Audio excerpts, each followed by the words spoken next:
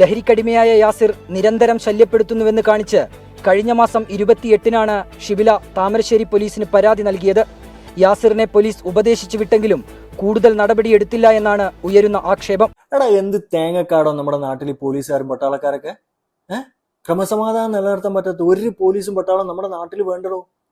ഇതിന് മെയിൻ ഉത്തരവാദികൾ ആരാന്ന് ചോദിച്ചു കഴിഞ്ഞാൽ നമ്മുടെ ഭരിച്ചുകൊണ്ടിരിക്കുന്ന സർക്കാരാട്ടോ. ഞാനിത് പാർട്ടി വൈസ് പറയുന്നല്ല, പക്ഷെ ഇത് പല തവണയായി നമ്മളിത് കണ്ടും കേട്ടും കൊണ്ടിരിക്കുന്നത്. ഈ കൊല നടക്കുന്നതിന് മുൻപ് ആ കുട്ടി പോയിട്ട് കംപ്ലൈന്റ് ചെയ്തിട്ട് അതിനെതിരെ നടപടി എടുത്തിട്ടുണ്ടായിരുന്നെങ്കിൽ ഇങ്ങനെ ഒരു കൊല നടക്കുമായിരുന്നു എന്ന്. ഇത് ഒന്നും രണ്ടും തവണയല്ല, പല തവണയായി ഇങ്ങനെ പല കൊലകളും, നിഷ്ഠൂരമായിട്ടുള്ള കൊലകൾ ഇങ്ങനെ നടന്നുകൊണ്ടിരിക്കുന്ന നാട്ടില്. അതുകൂടാതെ കള്ളും കഞ്ചാവും മയക്കുമരുന്നും MDMA.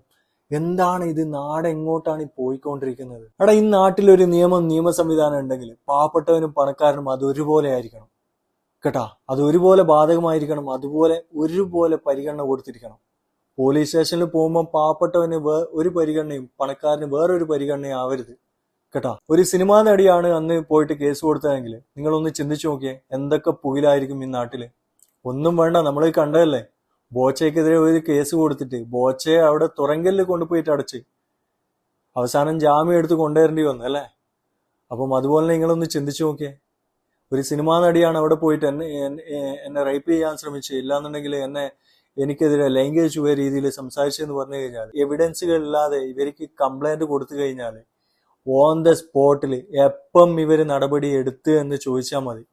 ഇതിപ്പം പാവപ്പെട്ട പെൺകുട്ടി ആയതുകൊണ്ട് മാത്രം പണക്കാരന് ഒരു നിയമവും പാവപ്പെട്ടവന് വേറൊരു നിയമം എന്നുള്ള രീതിയിൽ ഇവരൊരു തരത്തിലുള്ള ആക്ഷനും എടുത്തിട്ടില്ല. ആയതുകൊണ്ട് മാത്രമാണ് ഇതിപ്പം 3ാമത്തെ തവണയല്ല, പല തവണയായി ഇതുപോലുള്ള കേസുകൾ റിപ്പോർട്ട് ചെയ്യുന്നത്.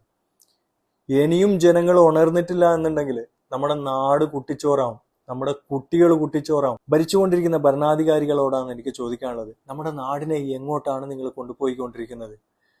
വലിയ വലിയ ബിൽഡിങ്ങുകളും മേൽപ്പാലങ്ങളും റോഡുകളും എല്ലാം തന്നെ വേണം, വികസനങ്ങളെല്ലാം തന്നെ നമ്മുടെ നാടിന് അനിവാര്യമാണ്, ആവശ്യമാണ്. പക്ഷെ അതിലും ഉപരി കെട്ടുറപ്പുള്ള നല്ല നിയമ സംവിധാനങ്ങളും അടിസ്ഥാനപരമായിട്ടുള്ള കാര്യങ്ങൾ പറയുകയാണെങ്കിൽ കെട്ടുറപ്പുള്ള നല്ല നിയമ സംവിധാനങ്ങൾ, രണ്ടാമത്തെ പറയുകയാണെങ്കിൽ വൃത്തിയും വെടുപ്പുള്ള ഒരു പരിസ്ഥിതി കെട്ടിപ്പടുക്കുക എന്നുള്ളതും. ഇത് രണ്ടും നാട്ടിലില്ലെങ്കിൽ പിന്നെ എന്തിനാണ് നമ്മുടെ നാട്ടിൽ ഈ വലിയ വലിയ റോഡുകളും മേൽപ്പാലങ്ങളും ബിൽഡിംഗ് സമുച്ചയങ്ങളും? ഒന്ന് പറഞ്ഞതാട്ടോ, ഞാനിത് പാർട്ടി ബേസ് പറയുന്നതല്ല, ഭരിക്കുന്നത് ആര് തന്നെ ആവട്ടെ, ഈ രണ്ട് അടിസ്ഥാനപരമായിട്ടുള്ള കാര്യങ്ങൾ നമ്മുടെ നാട്ടിലില്ല എന്നുണ്ടെങ്കിൽ